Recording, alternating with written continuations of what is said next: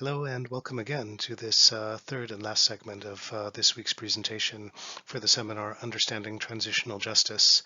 And what I'm going to try to do in this section is to offer some background and a picture of the ways in which we're going to approach the issue of post-conflict and post-regime justice, and of some of the problems and of some of the questions that arise in trying to approach this field and this set of issues. The place where I'm going to begin is that this whole field is built around some concepts that are highly contested, that are often difficult to grasp, are frequently unclear, and are more often than not the site of competing interpretations. And these include terms like truth. And when we say truth, are we talking about historical truth? Are we talking about philosophical truth? Are we talking about moral truth? And second, justice. And when we talk about justice, are we talking about a legal concept? Are we talking about a concept that exists more in the moral universe or in the political universe in terms of a kind of equality or satisfaction of need? Now, I am not going to offer definitions of either of these terms now. I'm not entirely certain that it's possible to offer them, but what I do want to do is to highlight that at all points where these terms are raised, they're going to be intensely contested, and these contestations are going to be meaningful in terms of the understandings that we develop. And then finally, you'll notice that I've avoided, although it's part of the title of the seminar, using the phrase transitional justice. It's a phrase that's used. It's a common label. It's one that has been abandoned increasingly in contemporary times, and in some ways has come under attack, partly because of the unclear status of this term transition. Transition from what and transition to what, and this question of when transitions begin and end. So some people do try to resolve this problem by avoiding using the term transition at all, but it's going to appear in the literature. It's going to be meaningful in a lot of the discussions, and I want to highlight that this term also is a site of contestation. Now, what distinguishes transitional justice or post-conflict justice or post-regime justice, whatever it is that we want to call it, from justice generally? Probably the main thing that distinguishes it from a more general conception of justice is that it's a process that occurs at a particular time, right? Either at the end of an old regime and the beginning of a new one, or at the end of a period of conflict where there's an effort to establish and to consolidate a post-conflict order. So some of the goals that mark this unique periodized approach to justice might include, first, marking a break with the period of authoritarian control or of violence. Although I would suggest that marking a break relies on making an assumption that may not always hold, which is that the new order that comes after the old regime or after the conflict is going to be one that is less authoritarian or that is less inclined to conflict. I think we all know from experience this is not always necessarily the case. A second goal is to consolidate a new order, either by demonstrating its power to enforce law or its commitment to rule of law. A third possible goal is to disqualify previous rulers and previous power holders from the field of political competition by identifying them as criminal. This is sometimes a more cynically conceived goal, as is the next one, to avenge or to provide vengeance for offenses that were committed in the past on the part of people who used to be in power, and this revenge would be carried out on the part of people who are now in a position of power. The next potential goal is one that is a little bit more ambivalent, that is to satisfy needs. But in order to evaluate the goal of satisfying needs, what we need is a clear conception of what the needs that are being satisfied are. And are they emotional needs? Are they symbolic needs? Are they material needs? And then finally, you'll see that the last two goals are political goals. That is, that the goals are either to identify an incoming regime or an incoming order um, with a practice that is held as a value, something like democracy or like rule of law, or to catalyze some kind of social or cultural change, in particular to contribute to a a shared understanding of the past that is structured around values that are ascendant and that hope to become dominant, and that again we tend to make the assumption that these ascendant values are going to be anti-authoritarian, democratic, nonviolent, but we don't always know that this is necessarily the case. Now, this is a fairly long list, and it's not an exhaustive list. We could make a longer one if we wanted to. Let me suggest that whether you use a shorter list or a longer list, we could divide all of these potential goals into some general categories. And these are the general categories that I would suggest of goals that are related to post-conflict and post-regime justice, as some goals are instrumental goals and strategic goals. That is, they are about establishing and consolidating a new regime of political power and about disqualifying, in particular, power holders from the previous period and moving them out of the field of political competition. Some other goals are either moral or legal. They have to do with establishing standards or with declaring that standards that were not enforced now apply. Another set of goals we might think of as being therapeutic in a psychological sense or therapeutic in a social sense. That is, they have to do with addressing needs that arise from the abuse of human rights, of human dignity, that arise from the practice of violence. Whether these are symbolic needs having to do with the recognition of victims, with the admission of facts, or whether there are material needs having to do with making good damage that was done by the commission of violence. And then finally, we can talk about a didactic set of goals. That is, ones that have to do with establishing facts, with an attempt to close the books on a period of history that has recently ended. And I think it's probably not difficult for you to see, following the logic here, that this also can be related to this first category of goals, ones that are instrumental or strategic. I think one of the things that comes out of here um, is a fundamental understanding that the practice of justice, and especially if we're talking about things like criminal justice and punishment, has a social purpose. This is, in fact, one of the earliest insights that is offered in sociology by Emil Durkheim in Elementary Rules of the Sociological Method, where he says that crime exists in all societies, and one of the reasons that crime exists is that the commission of crime has an integrative function by unifying all members of the public in revulsion at the crime that was committed, and the punishment of crime has an integrative function in the sense that it performs the power of the institutions of society and makes it clear for members of the public. Now, this is an argument. It's one of the earliest arguments made in sociology. It's also an argument that is frequently criticized. I think one of the obvious foundations for the criticism is already clear to you. That is, there's a very clear orientation to systems of power and enforcement in there. But the general insight that he's offering here is a clear one. That is that legal processes, the way that we treat offense, the way that we treat violence, has a set of social and moral purposes. But there is also a basic contradiction implicit in this whole way of understanding, crime and punishment and the exercise of law as ritual, and that is this. We're talking about, when we talk about post-conflict justice, processes that take place most often through the modality of law, sometimes through other modalities like research, as with truth commissions and so on.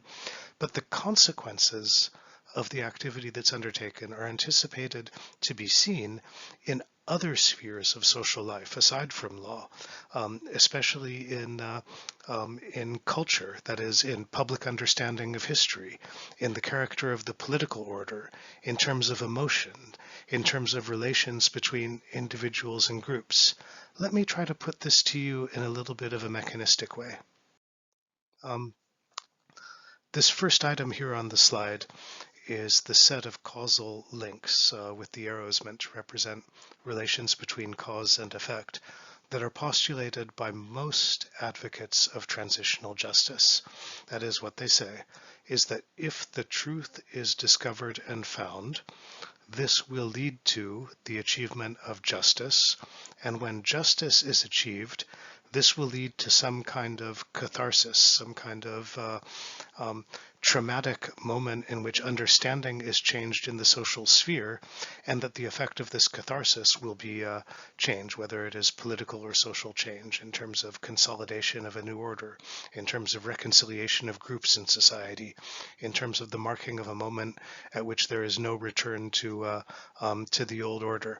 Okay, so that is the basic postulate, and the only problem with this postulate, in a way, it sounds kind of beautiful, the way that it's postulated.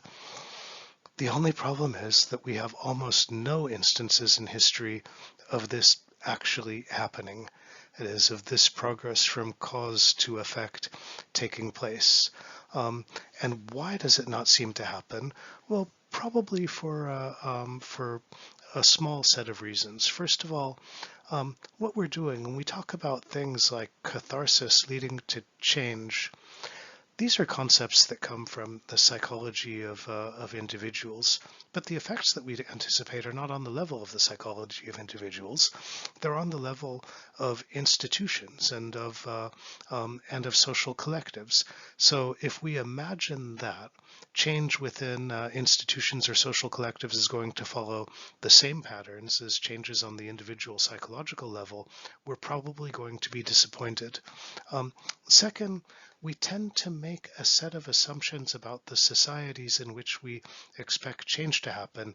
And in particular, we tend to make the assumption that everybody in a social order or social group shares the same goals and shares the same motivations.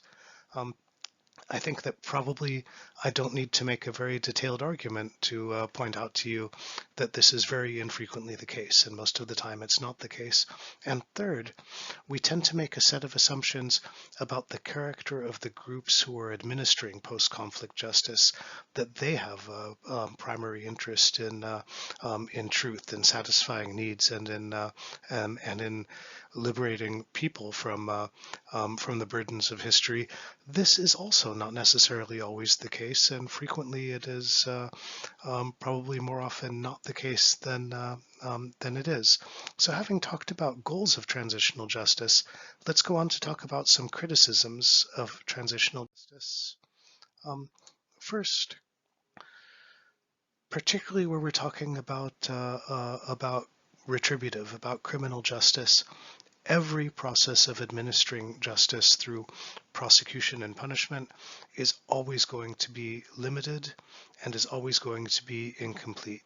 It is impossible to find and to prosecute and to convict and to punish every perpetrator. It is also probably not possible, or at least it's never been done, to identify and assess the needs of every victim and to satisfy them. So what we talk about is a kind of contingency. I mean, the level of limitation is either going to be greater or lesser. The level of completeness is either going to be greater or lesser. The factors that act as constraints on this include the character of the outgoing regime or the conflict situation that has ended, the character of the incoming regime, and probably crucially, the character of the transfer of power, in particular, whether the incoming group came to political power through an absolute victory, such as a military victory in which the previous power holder was defeated, or as happens more often, through some kind of agreement or pact that includes limitations on the kinds of measures that can be taken against the outgoing group when the incoming group comes in. A third criticism of transitional justice is that there is a tendency for justice to be subordinated to other purposes, to political goals, to the ambitions of certain parties or individuals, or to groups. That is to say that what looks at first like the administration of justice is often subjected to what might be thought of as some more cynical, I wouldn't want to say sinister, they're not necessarily always sinister, but sometimes they could be, motivations. A fourth criticism of transitional justice is that, at least in the way that it is generally practiced, there is a focus on individuals, individual perpetrators, individual victims, the stories of what happened to them. And what this means is that forces that lie at the core of the commission of violence and of violations, including underlying structures of power and of social inequality, remain untouched, so that transitional justice is something that can often touch upon the effects of violence, but very rarely addresses causes of violence. A fifth criticism that is offered of transitional justice is either the way in which it is carried out can be carried out defectively according to two possible poles, two possible extremes. One is that it's justice that is fundamentally vengeance, that is, that it has a populist basis, that it is inconsistent, and that it is unreliable. Think about things like popular revenge, attacks upon previous power holders when they have left power. Now, the alternative to do this is to try to assure that law is professionally carried out according to the best procedures and highest standards. But what happens then is that the process becomes distant from the public, incomprehensible. There is a failure to communicate, and there is a kind of monopolistic control over it that is exercised by professionals. And finally, especially recent scholarship on post-conflict justice is critical of its selectivity in consideration of victims, and very often in doing this, it draws upon an understanding of social categories, especially social categories like class and gender, and argues that the way that it is carried out, post-conflict and post-regime justice initiatives very often carry on old practice of maintaining excluded groups in the position of exclusion. One final point that I want to offer to you before we finish is this. We're going to talk about this more next week, so I'm only going to go over this a little bit. But if we want to talk about the history of post-conflict and post-regime justice, the fact is that there's not very much of it. What you had is a few attempts, mostly unsuccessful, across the 19th century and during and after the First World War.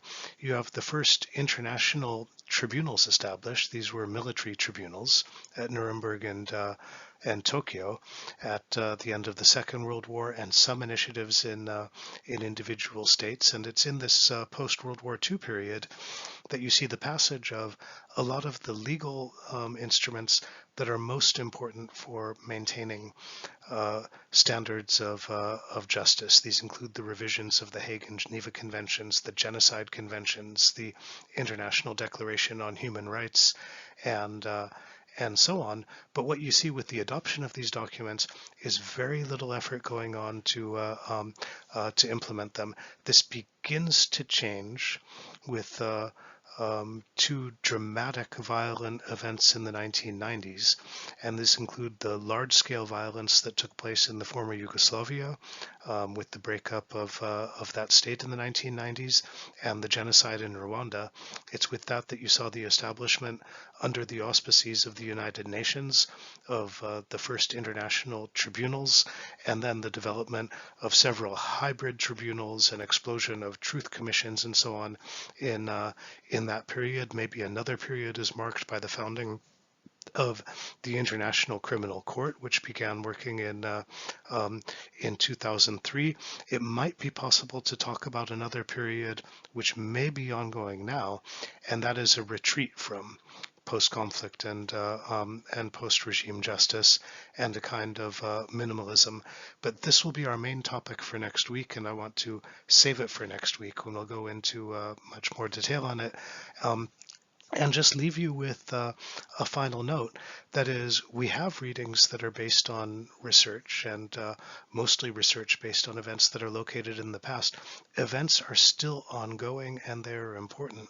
Keep current with these, follow the news. Things are going to be happening as we study them, and current events are going to contribute to making our discussions broader and richer. And with that, I'll look forward to discussing these questions with you and any other questions that we have at our meeting on Monday.